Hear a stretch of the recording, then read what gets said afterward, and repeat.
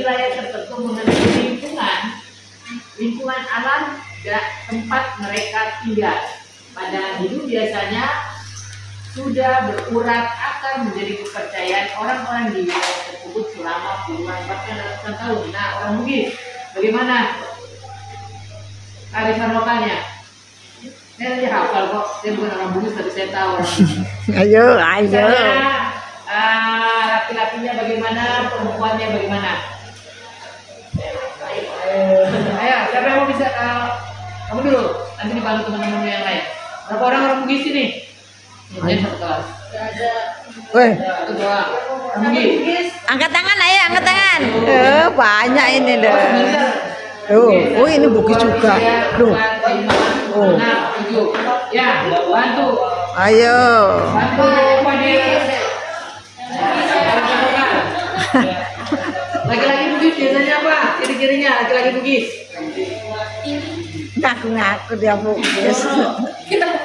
Mengenai pekerjaan kalau dalam rumah tangga, laki-laki Bugis biasanya apa? Ayo. Di rumah kalian, kalian bisa lihat bapak ibu kalian loh. Kalau misalnya apakah laki-laki Bugis, orang tua kalian yang laki-laki pernah membantu ibu kalian untuk cuci piring? Bapak kalian loh? Pernah. Selain bantu cuci piring apa lagi? Nyapu. Cuci baju. Masak. Bapak kalian berarti apa? Masak. Pertanyaannya, apakah di lingkungan nanti kalian sudah pernah pulang kampung nggak Bugis? Pernah. Tapi pada umumnya laki-laki Bugis mau seperti itu? Enggak. Apakah pada umumnya? Enggak. Jadi menurut pertanyaan saya, apakah pada umumnya laki-laki Bugis mau seperti itu, memasak, mencuci dan sebagainya? Tidak kan? Tidak. Artinya kearifan lokal laki-laki Bugis itu pada umumnya sebagai tulang punggung keluarga mencari uang di luaran. Mereka kalau orang urusan rumah tangga diserahkan sepenuhnya kepada istri. Adapun yang mau, misalnya ada bapak-bapak yang mau cuci piring itu 1 di antara 1000. Saya kagum dengan laki-laki Bugis karena mereka adalah pencari uang yang luar biasa. Karena saya juga besar di sekitar orang Sulawesi ya. Ya waktu saya bukan orang Bugis. Tetapi kalau laki-laki Bugis cari uang itu benar-benar luar biasa, pekerja keras dalam hal mencari uang. Tetapi untuk urusan rumah tangga laki-laki Bugis saya bilang sangat kurang. Karena jarang sekali mereka mau membantu istri-istrinya di dapur atau pekerjaan rumah yang lain. Terus itu yang pertama. Apalagi yang kedua, laki-laki Bugis pada umumnya. Kalian orang Bugis lah mengenal. Ayo. Apabila laki-laki Bugis keluar dari daerahnya tanpa istrinya, apa yang terjadi biasanya? Lu ketawa. Apa? Laki-laki Bugis Merantau. dia pergi merantau tanpa membawa istrinya. Apa yang terjadi biasanya? Selingkuh. Bukan. Biasa pada umumnya banyak yang menikah lagi dengan orang yang ada di Sekitar daerah itu. Karena nenek moyang, maksudnya ada pernah pepatah mengatakan laki-laki Bugis yang sudah keluar dia dibolehkan. Apakah benar apa enggak? Tidak tahu ya. Dia dibolehkan untuk menikah lagi. Oh gitu, aku baru dengar. Ini pengetahuan yang baru dengar. Kebenarannya sih saya belum pasti karena belum ada ini tertulis ya. Ini hanya dari cerita-cerita teman-teman saya yang kebetulan banyak orang Bugis.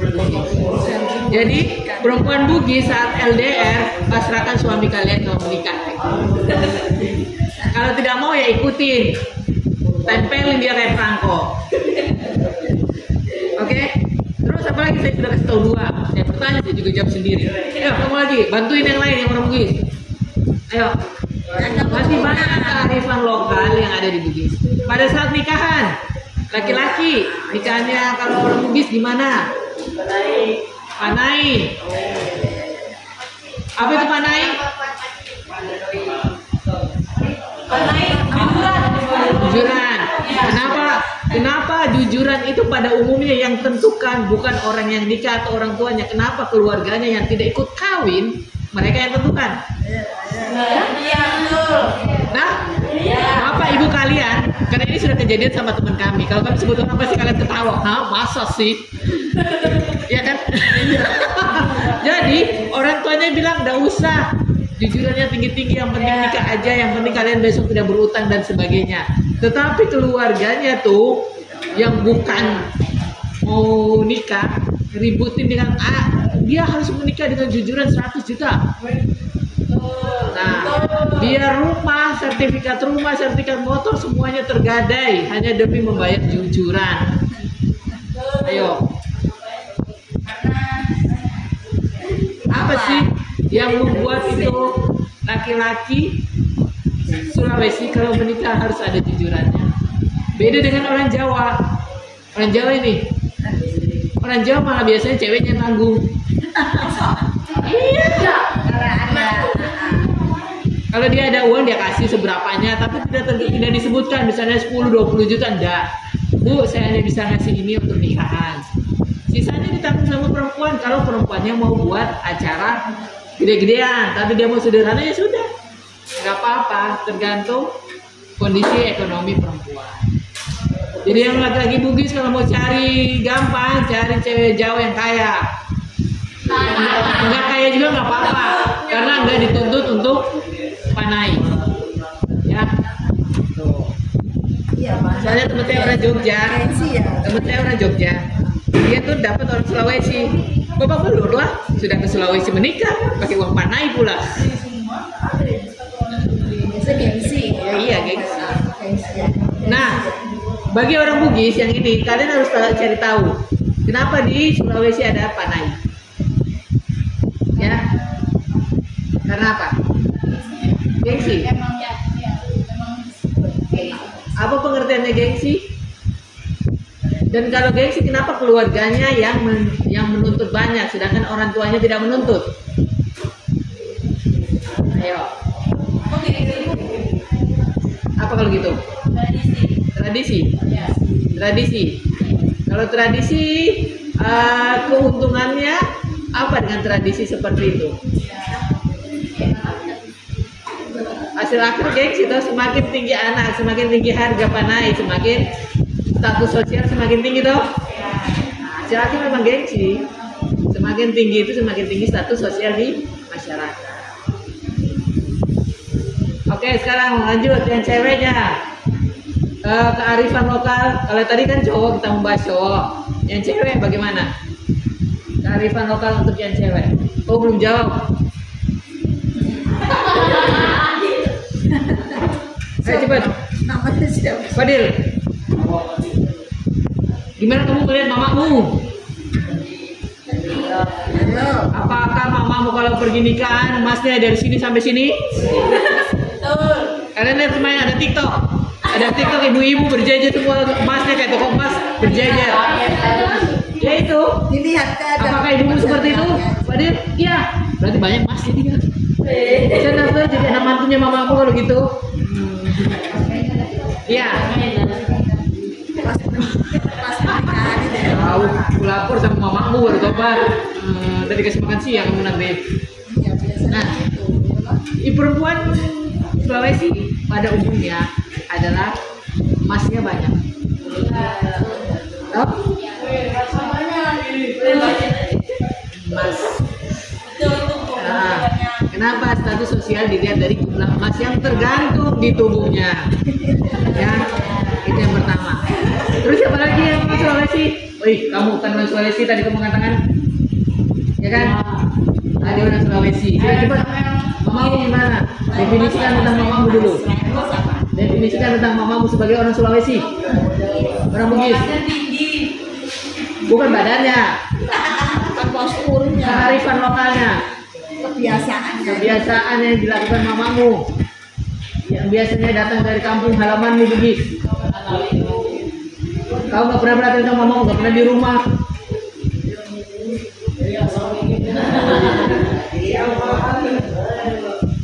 Ayo, apa lagi?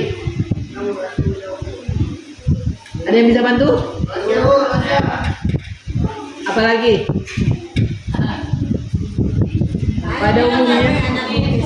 Pada umumnya orang Bugis Kalau masalah agama bagaimana? Walaupun pada umumnya orang Bugis banyak yang haji. Artinya apa? Karena haji merupakan gengsi juga di sana. Maka tuh gengsi, ya. Orang Bugis pada umumnya, walaupun dia keluarganya sederhana, dia usahakan keluarganya karena di sana haji gengsi. Saya tuh baru di sini, saya lihat ada orang pulang dari haji itu dibuat gerbang. Masya Allah, Masya Allah. Perasaan saya orang ibadah itu udah usah dipamerkan ya. Kalau di sini buatkan gerbang, selamat datang kayak orang kawin. Nggak ada. Di Jogja nggak ada. Di mana-mana nggak ada. Tapi saya dulu di Sulawesi juga nggak ada. Di sini aja ya. Di Sulawesi Tenggara saya nggak ada. Ada Sulawesi. Ya, di Sulawesi Tenggara nggak ada. Tetangga nggak ada. Bugis ada. Kalau di Iya, buat gerbang. Ya itu. kalau bisa tidak usah. Kalau bisa tidak usah. Tapi kan itu kan benar. Ya karena mungkin kearifan lokalnya ya. Ya. Itu namanya kearifan lokal karena sudah kebiasaan. Yang tidur, bangun. Kamu aslimu dari mana? Kalau sama saya jangan sampai tidur. Dari mana aslimu? Banjar. Nah, kearifan kita tidak. Alhamdulillah selamat sampai Bugis gara-gara dia tidur. Ya, orang Banjar kearifan lokalnya. Nah, ya Banjar. Banjar, suami saya juga orang Banjar. Jadi saya tahu kebiasaannya orang Banjar. Orang Banjar ada panai enggak? Pakai enggak? Siapa nama musik? Raihan. Raihan. Bagaimana kemarin? Raihan, aku cinta kamu Raihan ya? Bagaimana tuh? Itu yang mulutnya sampai nyonyor-nyonyor itu. Raihan kan namanya? Ada dulu yang TikTok yang lagi ngetren. Iya. Lagi. Ini Raihan. Apa itu bagaimana tuh? Bagaimana TikToknya itu? Aduh, udah lupa kalian. Ayo Raihan. Kamu lihat bapakmu di rumah bantuin ibumu enggak? Enggak, atau kamu nggak pernah di rumah, jadi kamu nggak lihat bapak ibu. Biasanya bapakmu bantuin ibumu di rumah nggak untuk urusan rumah tangga? Bantuin apa bapakmu? Nyapu, apalagi cuci piring nggak? Bapakmu cuci piring? Hah? Jarang, tapi pernah kamu lihat. Terus, apalagi? Bapakmu cari uangnya luar biasa apa tidak? Biasa-biasa saja. Kalau ibumu sebagai ibu orang Banjar, bagaimana kearifan lokalnya? Ayo siapa lagi yang orang Banjar bantuin Raihan? Lagi ada yang Banjar. Ayo. Banjar kan? Kamu? Mana? Aku minta tidak bantuin dia. Siapa Manado? Ayo yang Bugi, apa yang orang Banjar? Ya, di sini kita Manado. Banjar dulu. Kearifan lokalnya orang Banjar. Apa? Makan ikan. Apa itu ikan? Kalian suka makan ikan? Mamamu suka masak ikan apa? Ikan itu. Mamamu suka masak ikan apa? Hah? Yang kecil-kecil itu. Ikan gabus. Ikan gabus, ikan patin. Ya kan? Orang Banjar kan suka ikan gabus dan ikan patin. Iya, ikan sepat. Ikan Kalau bahasa Majarnya ikan apa itu? ikan sepat sendiri. Puyuh. Oh, puyuh. Sama ya? Puyuh itu nggak sama kan dengan sepat. Sepat itu bahasa Jawanya kan Oh sepat. iya, iya benar. Iya, Pak. Puyuh itu sepat. Iya.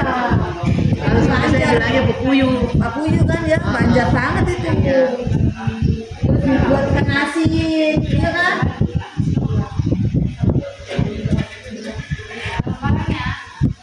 Pernikahannya orang ini gimana? Orang Banjar. Masuk anda tahu. Udah yang tanya lah, besok-besok kalau ditanyain nanti sama orang, jangan hanya Banjar fotokopi doang.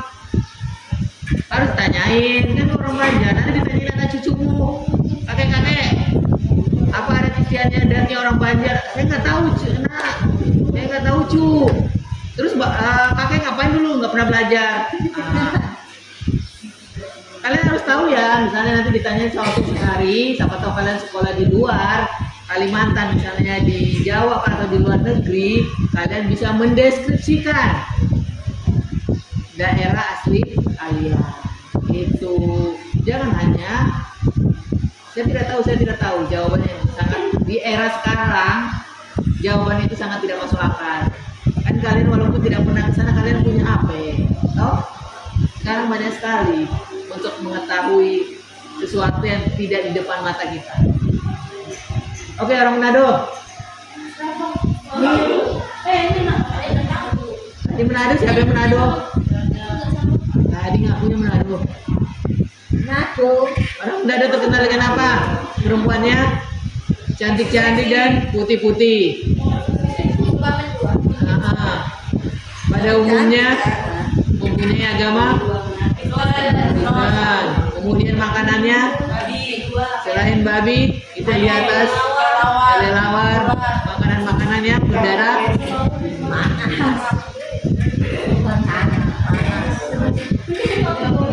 iya, berdarah panas ya, benar. Lanjut ya. Di Indonesia, kearifan lokal adalah filosofi dan pandangan hidup yang mewujud dalam berbagai bidang kehidupan, meliputi nilai sosial dan ekonomi, arsitek, kesehatan, tata lingkungan, dan sebagainya. Nah, pertanyaannya, yang orang Bugis bentuk rumahnya bagaimana pada umumnya? Panggung. Kemudian atapnya rata-rata segitiga tapi bentuknya tinggi. Kemudian kalau orang Jawa rata-rata bentuk rumahnya pendek-pendek, joglo dan rapat ke. Nanti kalau orang Kalimantan bagaimana? Orang Kutai pakai sama tonggak kan? Pakai tonggak kan orang Kutai, iya. Jadi orang-orang yang rata-rata hidupnya di hutan itu biasanya ada tonggaknya untuk menghindari binatang-binatang buas. Nah, kalau orang Jawa biasanya itu tidur di lantai untuk menghindari pelet. Kalian tahu pelet? Doti-doti. Orang Jawa itu biasanya tidur di lantai, ya kan? Ada filosofi, tapi tidak berlaku semuanya sih. Tapi teman saya melakukan seperti itu untuk menghindari pelet, maka dia tidur di lantai. Menghindari orang jahat. Jadi kalau ada orang menggunakan ilmu hitam, dia tidurnya di lantai. Karena kita sudah berbaur. Jadi ini adat istiadat yang dulu dan kadang-kadang sekarang masih ada yang iseng melakukannya. Ya. Jangan kalian bilang kalian hidup sekarang tidak ada yang begitu, masih banyak. Apa melakukan doni kah? Ya. Cinta ditolak, jujur berjalan. Jangan berlaku ya, jangan kalian lakukan ya. Cinta ditolak, kalian usaha jadi pengusaha sukses, berjejer itu cewek, ya. Tapi zaman sekarang cowok juga seperti itu. Kalau kalian punya duit banyak, cowoknya berjejer juga. Lanjut. Contohnya, kearifan lokal yang bertumpu pada keselarasan alam telah menghasilkan ukiran pada rumah lamin masyarakat suku Dayak di Kalimantan. Rumah lamin itu apa? Yang diukir-ukir itu rumah lamin. Ada yang Dayak di sini. Kalian pernah lihat kan rumah lamin? Sudah. Pernah ketemu kan? Iya, di kafe kan ada ya. Lanjut, gantian kita membaca satu paragraf. Amelia. Nilai-nilai kearifan lokal, salah satu kearifan lokal tersebut berbentuk tradisi. Di dalamnya terkandung beberapa nilai. Di antaranya adalah nilai religi, nilai estetika, nilai bergotong royong, nilai moral, dan nilai toleransi. Oke, kita dulu. Salah satu kearifan lokal tersebut berbentuk tradisi. Di dalamnya terkandung beberapa nilai, di antaranya ada nilai religi. Nilai religi apa artinya?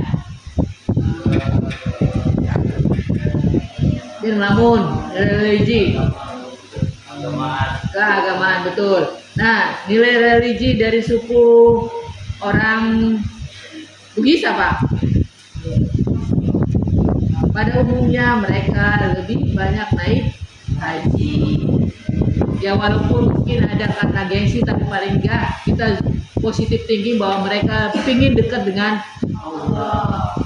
Itu nilai religinya, kebiasaan bahwa mereka walaupun hidupnya masih kurang tapi utamakan naik haji. Kemudian nilai estetika. Estetika artinya keindahan. Nilai estetika dari rumah suku Bugis apa? Ada ukiran-ukirannya enggak? Warnanya bagaimana? Terus kain-kainnya bagaimana? Kan ada kain di dalam. Kalau rumah suku Dayak yang saya pernah pergi di daerah waktu itu cantiknya minta ampun, di dalamnya juga cantiknya mikir segala macam. Ya. Kemudian diwarnai nih ya, ininya juga atapnya bagus banget. Besok-besok kalau kalian liburan jalan-jalan ke tempat-tempat yang begitu ya. Jadi kalau kalian ditanya sama besok orang-orang dari luar, kalian tidak, saya nggak tahu. Padahal kampung kalian. Ya walaupun kalian tidak kesana, paling nggak pernah nonton YouTube-nya lah. Rumah adat Kutai, rumah adat Dayak, rumah adat Banjar, ya. Karena yang begitu-begitu itu tidak langsung lepas. Misalnya kalian membaca buku, ini, kan biasanya langsung lupa kan? Tapi kalau yang mengenai gambar, biasanya tuh kalian ingat seumur hidup, ya. Tapi jangan kalian menonton sambil menghayal. Kalau menontonnya sambil menghayal, yang ada mukanya pacar kalian. Tapi kalau kalian konsentrasi, kalian pasti ingat seumur hidup. Lanjut. Nilai gotong royong. Pada umumnya rumah adat dibuat dengan cara gotong royong.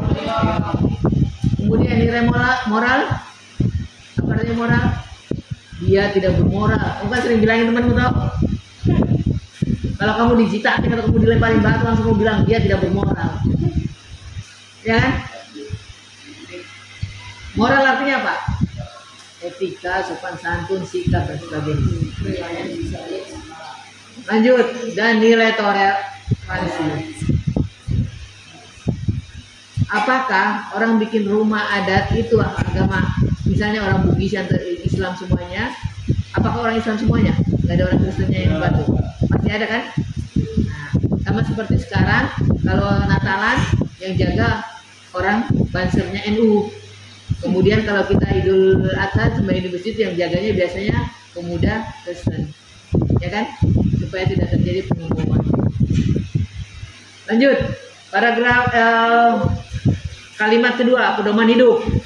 Muhammad Rasya. Pedoman hidup, baca.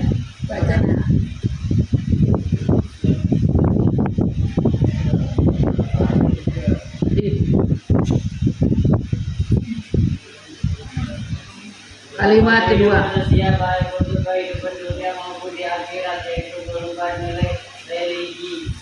Lanjut. Segala replikasi. Kok kayak orang mabuk? Oh, kok tidak lihat kan? Kearifan lokal. Kearifan lokal mencerminkan cara hidup yang dihasilkan dari interaksi antara manusia dengan alam, budaya dan nilai-nilai yang diakui secara bersama dalam suatu wilayah. Kau sudah menyesal guru SD yang udah kasih lulus kau. Menyesal guru SD yang udah kasih lulus kau.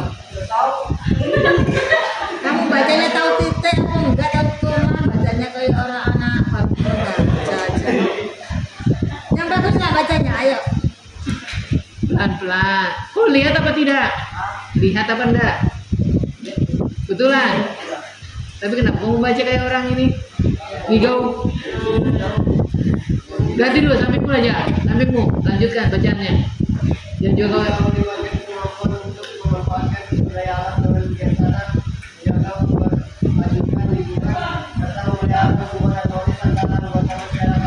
oke, gitu dong. Apalagi di bawah itu. Kau dengar temanmu mau bacain nggak? Kau dengar teman? Kau tidak fokus. Kamu saat ini tidak fokus. Kamu memikirkan apa? Hah? Kenapa kamu nggak fokus? Ya sudah, nyanyi dulu sini. Sini dulu nyanyi. Apa biar semangat, ayo. Kamu udah fokus? Hah?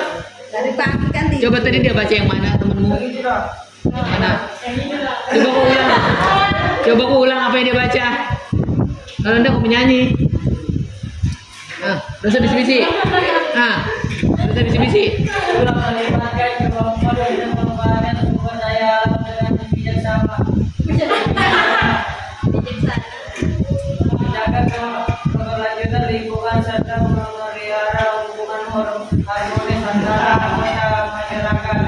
Nilai-nilai Sudah, stop.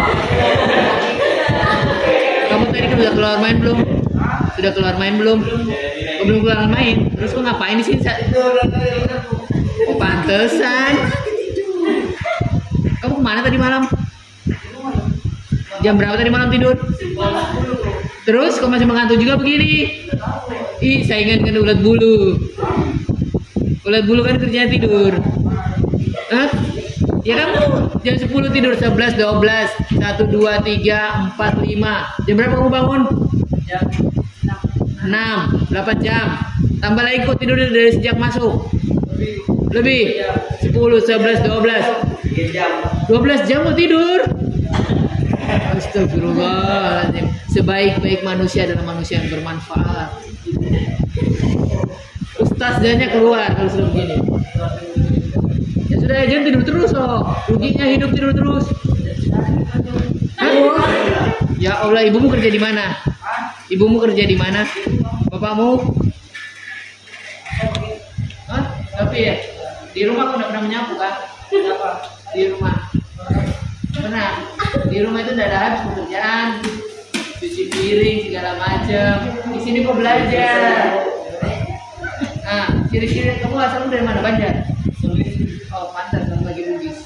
Diajarkan dia, orang tuanya tidak mengajarkan untuk membantu pekerjaan rumah tangga. Gitu. Kalau suami saya orang Banjar, tidak semua sih. Suami saya dari kecil diajarkan untuk membantu pekerjaan rumah tangga, disuruh memasak, disuruh mencuci piring, disuruh menyapu dan sebagainya. Sehingga pada saat sudah menikah, istrinya tenang-tenang saja. Iya, ya paling enggak kan kita tidak jadi pembantu. Ya, karena dia masih mau kan untuk cuci piring. Itu. Jadi carilah suami yang mau ikut ke dapur. Ya, karena dia tahu betapa capeknya itu di dapur. Apalagi belum lagi ngurus anak, toh? Itu. Jadi saat kalian cewek-cewek nih, seleksi dulu calon suami kalian. Kalau dia tidak mau ke dapur membantu, singkirkan. Kenapa? Daripada kalian menyesal setelah nikah punya anak, kalian iya kalau suami kalian kaya, kalau untuk makan sini model kalian cari kaya apa gitu. Laki-laki kalau orang kaya biasanya cari yang cantik, cari yang pinter, cari yang setara dengan dia. Itu. Seandainya pun ada dia dapat orang desa, itu keberuntungan dan keajaiban. Ya. Jadi kalian harus punya kelebihan. Oke? Ini modal kalian nanti. Mungkin saat ini saya ngomongnya hanya sekilas ya. Kalian nangkapnya sekilas. Nanti saat kalian berada pada posisi di mana saat seperti saya ngomong ini, kalian langsung berpikir dan mengingat saya. Oh iya ya, guruku pernah ngomong kayak itu. Gak apa-apa, paling 5 tahun ke depan kalian ingat lagi saya kok. Ya kan Bu? Karena sekarang mungkin lupa-lupa, tapi nanti karena dulu orang tua saya waktu saya masih SD, SMP ngomong seperti itu, mengingatkan, ngasih tahu. Tapi saat itu saya tidak mengingatnya. Tapi setelah kejadian, misalnya pada saat saya buat rumah, bapak saya pernah pesan, kalau buat rumah kotoran atau air hujan itu jangan masuk ke tetangga. Akhirnya saya buat rumah itu di tengah-tengah, harus ada antara pagar dengan rumah. Saya ingatnya sekarang setelah saya buat rumah. Tapi waktu saya dikasih tahu waktu masih SMP, Enggak, hanya sekilas saja. Itu. Begitu juga kalian. Mungkin guru-gurunya hanya sekilas saja kalian dengerin, tapi saat sudah kejadian, aduh ternyata suamiku nggak mau masuk dapur, rugi aku bener kata guruku. Gitu. Karena besok-besok saat sudah punya anak itu capek banget, ngurus anak, ngurus dapur, apalagi kalau ibu-ibu yang bekerja. Oh ternyata tidak segampang itu cari suami kaya. Kenapa? Rata-rata laki-laki cari istri yang laki-laki kaya biasanya cari istri yang cantik. Laki-laki yang kaya biasanya cari yang berpendidikan. Laki-laki kaya biasanya cari cewek juga yang kaya. Gitu. Ya nggak apa-apa saat ini belum kalian, ini karena belum terjadi. Tapi suatu saat nanti kalian terjadi pasti kalian ingat kata-kata ibu. Yang begitu-begitu juga cowok, ya.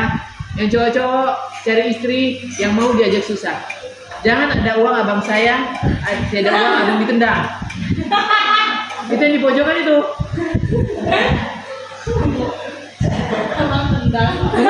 Kamu cari istri nanti yang bagaimana? Ada uang abang saya, ada uang abang ditendang. Istri yang pintar dong, ya. Cari istri yang soleh. Jadi saat suaminya kaya dia bisa, saat suaminya miskin pun dia bisa menemani. Gitu. Jadi saat suaminya kaya maupun saat miskin, istrinya ada di sampingnya. Karena perempuan pada umumnya juga tidak mau repot. Dulu anak wali saya ada yang bapaknya itu 15, ibunya istri ke-9. Yang satunya ibunya itu istri ke-7 kah? Di istri ke-7 bapaknya yang ke-5 kah? Saya lupa. Jadi ibunya itu kawin terus karena setelah bapaknya nggak bisa punya uang, akhirnya cerai, dia cari lagi laki-laki lain, kemudian nggak ada uangnya, dia cerai, kemudian cari lagi. Iya. Jadi saat tidak ada uang berpisah. Itu. Mungkin kalian ngomong sekarang seperti ini, tapi ternyata anak wali saya dulu seperti itu. Dan sekarang saya tanya, bapakmu di mana? Bapak saya tinggal sendirian sekarang di kebun. Bayangkan, hidup tidak seindah harapan. Gitu. Hidup dengan kenyataan. Ya walaupun jangan kalian umpamanya, kalau saya sih menyarankan usah pacaran. Biasanya orang pacaran itu kan iya itu sama pacarnya kan. Nah setelah nikah itu berbeda. Gitu. Jadi jangan menganggap pacaran enak kemudian nikah pasti enak. Tidak. Menikah adalah memasuki dunia. Buktinya orang mau menikah saja bagi laki-laki Bugis harus uang panah itu belum menikah. 50 murah bu, temenku yang orang Banjar minta 120. Jadi dia mau satu paket di Buana Mekar itu 120 juta. Tahu kan? Teman saya itu bukan teman saya, saudara saya orang Banjar. Anaknya dia mau nikah, dia mintanya 120 paket. 120 utang kiri kanan setelah menikah menanggung utang. Mendingan yang sederhana aja, yang penting hidup. Karena salah satu kunci pertengkaran biasanya masalah duit. Kunci masalah perceraian biasanya masalah duit. Kenapa bisa ngomong? Karena kita sudah pengalaman. Pengalaman orang lain bercerita, kita menampung gitu kan. A, B, C, D, oh ternyata. Biasanya cewek-cewek yang punya uang tuh rumah tangganya aman-aman saja karena dia bisa menghidupi diri sendiri, tidak tergantung sama laki-laki. Oke lanjut, ciri-ciri kearifan lokal. Yang pertama, silakan Carolina bacakan. Kearifan lokal memiliki ciri khas juga dan nilai budaya dalam masyarakat lokal yang diturunkan dari generasi ke generasi. Berikut beberapa ciri kearifan lokal. Mampu bertahan dari pengaruh budaya luar. Menurut kalian ya, kalian kan sering kemana-mana kalau sore. Kita tinggal di mana? Sangatta. Suku asli orang Sangatta apa? Berbagai macam. asli loh. Kutai. Apakah di Sangatta ini, apakah suku Kutai pengaruh adatnya masih besar nggak sama kita? Pengaruh adatnya. Kalau di Jawa ya saya contoh Jogja.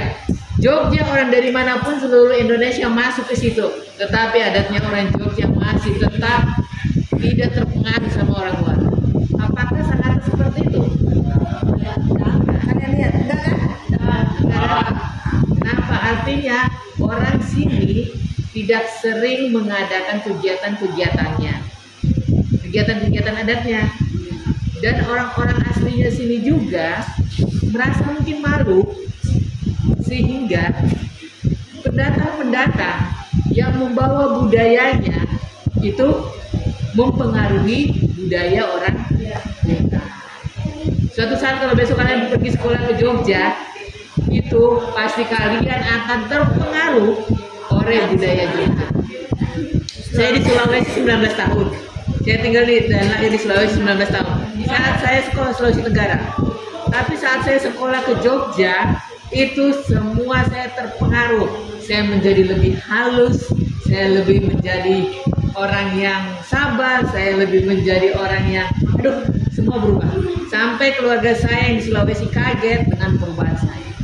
Tetapi adik saya yang kuliah di Bogor, mereka mempengaruhi orang asli Bogor. Itu orang Sunda. Jadi orang Jawa, orang Sunda yang di Bogor itu sudah orang aslinya itu sudah terpinggirkan sama seperti orang Jawa, orang Jakarta, orang Betawinya, teman saya asli Betawi. Itu sudah hidup di pinggiran-pinggiran. Yang ada adalah budayanya pendatang.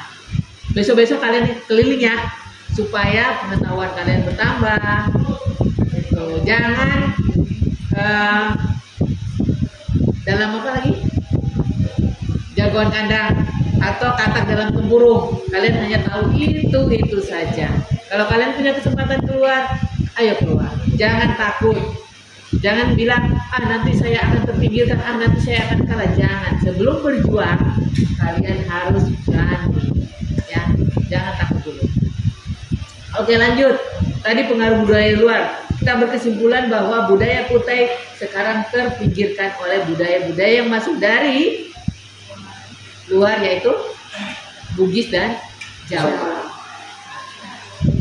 Oke, lanjut. Yang kedua, memiliki kemampuan mengakomodasi budaya luar. Artinya mengakomodasi apa? Orang Sulawesi budayanya apa? Hobinya bakar ikan kan? Iya. Iya. Ikan bandeng. Mau ikan bandeng, yang penting jadi ikan kecil-kecil juga dia bakar. Yang penting hobinya bakar ikan. Kan? Kemampuan mengakomodasi. Sebenarnya kalau kita umpamanya saya sebagai suku Kutai, ya nggak apa-apa, kan enak bakar ikan. Tapi artinya tidak semua kebudayaannya orang Bugis kita ambil. Yang setara. Karena orang Dayak juga kebanyakan orang Banjar banyak bakar ikan. Selanjutnya Olivia, yang ketiga. Oh, ngelihat. Kenapa lu di belakang? Bisa melihat kenapa? Maju aja. Gue Maju. duduk di depan. Di depan ya. Kasihan pelajaran lain. Nah, situ. Iya. Terus kamu nggak pakai kacamata? Oh, Ya, kacamata yang sudah, ketinggalan. sudah dulu.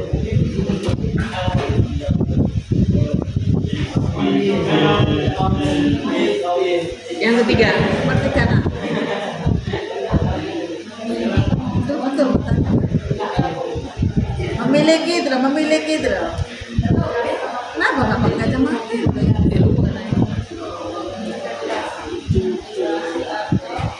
Integrasi, Menyatukan. menyatukan budaya luar.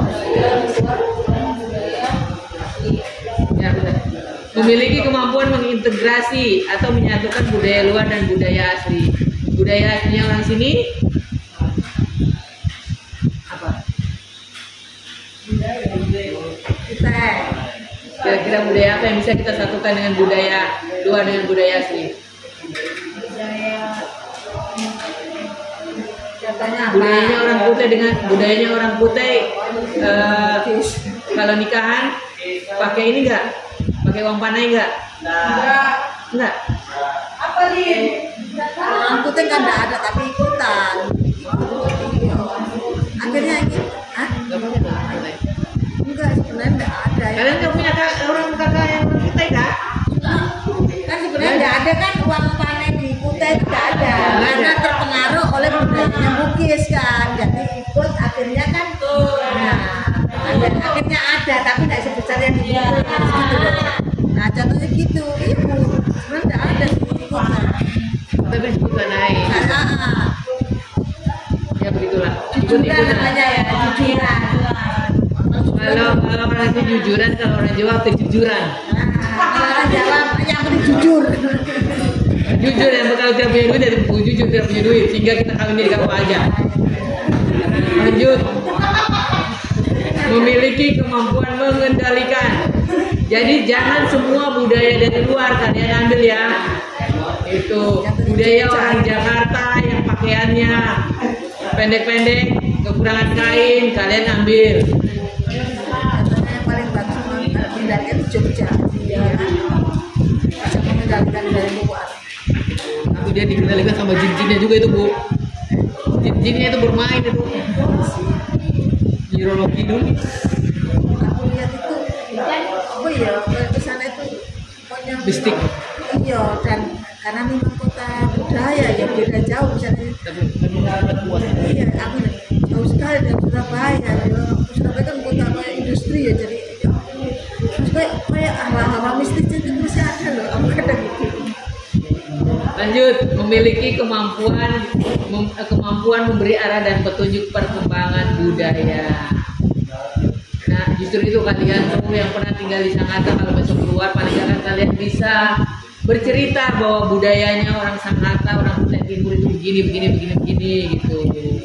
Itu petunjuk untuk mengembangkan budaya yang ada di Kutai Timur ya walaupun kalian orang Bugis. Kenapa ada pertukaran pemuda internasional atau nasional kita ke Jawa, orang Jawa yang ke sini memperkenalkan tari-tariannya, memperkenalkan budayanya. Nah, besok-besok kalau kalian ada pertukaran pemuda internasional, pertukaran pelajar atau pemuda, kalian ikut ya. Itu salah satunya mempromosikan kondisi daerah kalian. Ya baru kita pulang, jam berapa? Kalian disuruh sholat dulu enggak? Iya. Iya. Tapi sholatnya di mana? Disuruh sholat dulu kah atau pulang langsung?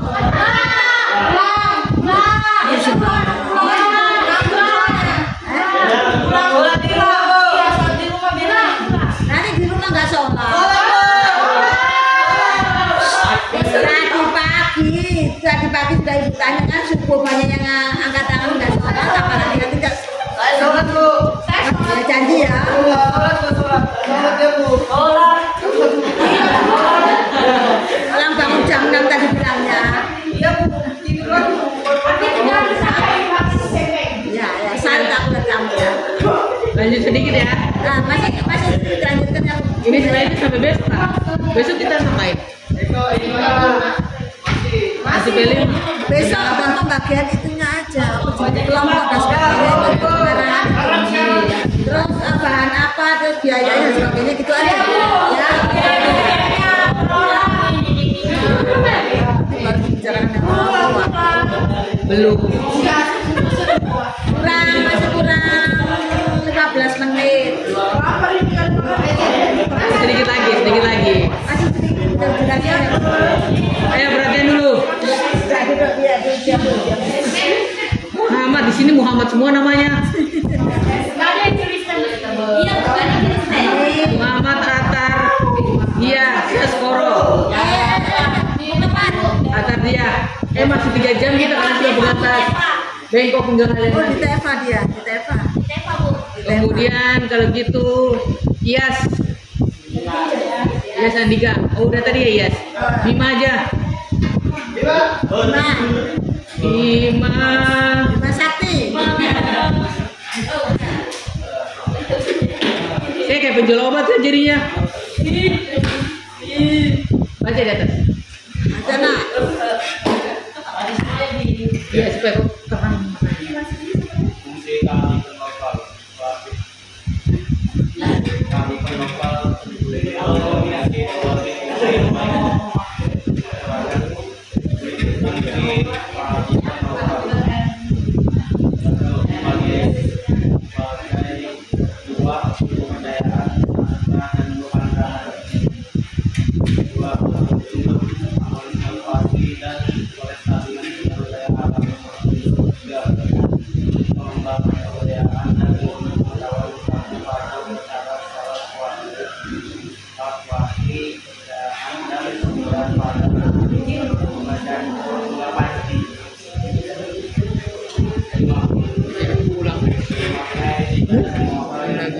Sebentar jam 13 asal bikin kegiatan terus. Padahal dia yang mau tidur. Jam 1. Gimana?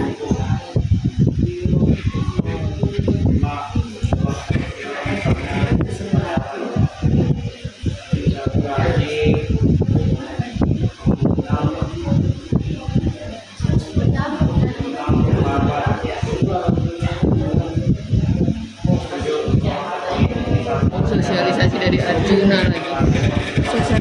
Dari Arjuna dengan pembahasan uang biaya seragam. Ya. Oke.